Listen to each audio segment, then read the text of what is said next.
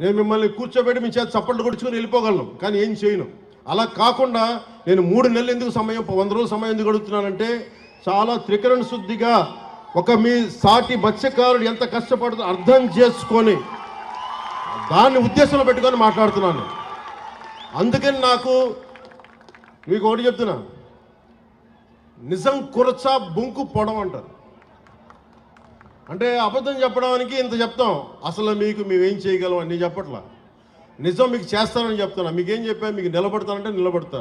మీకు రోడ్డు ఇక్కడ ఉప్పాడ ప్రొటెక్షన్ వాళ్ళు చేస్తానంటే చేస్తాను. దాన్ని కూర్చోబెట్టి మీరు రేపు నుంచి ప్రతి గంటకి ఏమైంది డేటా అంటే అలా కుదరదు. మీకు నా టర్మ్లో, నా టెన్యూర్లో మీకు చేసి పెడతాను. ఉప్పాడ ప్రొటెక్షన్ వాల్ వచ్చి తీరుతుంది.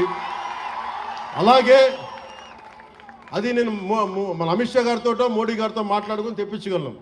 ఇది చాలామంది సంబంధించిన వ్యక్తులు, పారిశ్రామికవేత్తలు. దీనికి ఎందుకు 100 రోజులు అడుగుతున్నాను చెప్తా మీకు.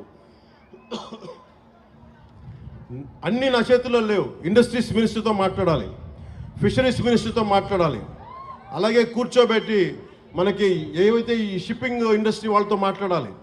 అలాగే మనం కూర్చోబెట్టి వాళ్ళు అడుగుతుంది ఇంకోటి ఏంటంటే, మాకు ఎంత డ్యామేజ్ జరుగుతుంది, వాస్తవాలు, దీని పొల్యూషన్ కంట్రోల్ బోర్డుతో కూర్చోవాలి. ఇవన్నీ కూర్చొని చేసే వరకు అందుకు నాకు ఒక చాలా కలెక్టర్ గారు కూడా షణ్మోహన్ గారు కూడా తెలుసు పాపం ఎంత కష్టపడి చేస్తూ ఉన్నారు మనందరి కోసం, పిఠాపురం అభివృద్ధి కోసం.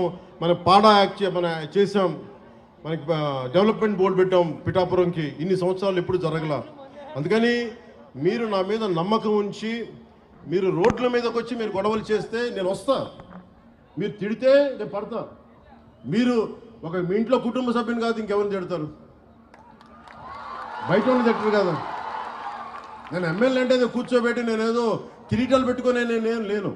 మీరు మాట పడితే భుజాల మీదకి ఎత్తుకున్నప్పుడు నా భుజం మీద దెబ్బ కొడితే నేను భరిస్తాను. ఎందుకంటే మీరు నా కుటుంబం. మీ చేత తిట్లు తిట్టడం ఇవన్నీ నాకు అవసరమా లేదా నేను ఆలోచించట్లా. నాకు మన మత్స్యకారులు అంటే ప్రేమ కనుక నేను మాట్లాడుతున్నాను. మన సోదరులు అంటే ప్రేమ నాకు. కానీ మన జీవనోపాధి దెబ్బ తినకూడదు.